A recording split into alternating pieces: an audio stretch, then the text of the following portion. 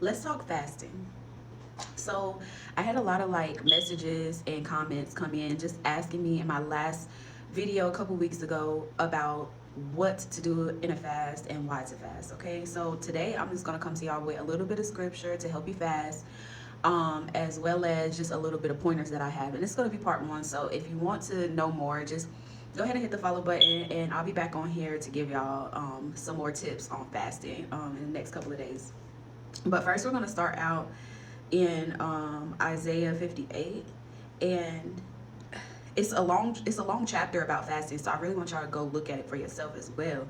But we'll start at verse number 5, and it says, should the fast that I choose be like this, as a day for someone to afflict himself, to bow down his head like a rush, to make his bed on sackcloth and ashes? Is this what you call a fast and a day pleasing to Jehovah? So it's asking, is fasting just me basically taking something away from myself? Is that all I need to do? Is that the only thing that fasting is? Which is basic principle of fasting, but it's letting you know in this Bible verse that it doesn't seem that it's only that characteristic of fasting. It's actually more to it.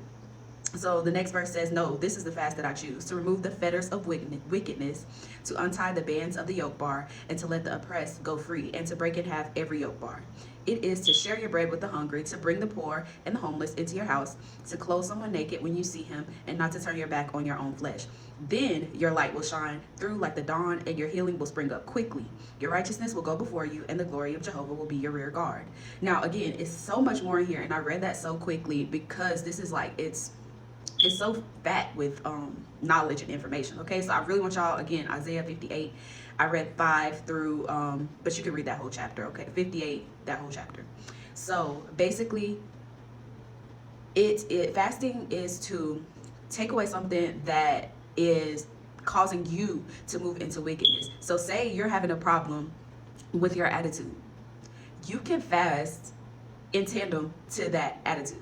That means that for the next 2-3 days, which is normally the around the amount of time that I do for a fast, I am not going to be having anything to say against anybody. And why am I fasting that way? Because I have an attitude issue.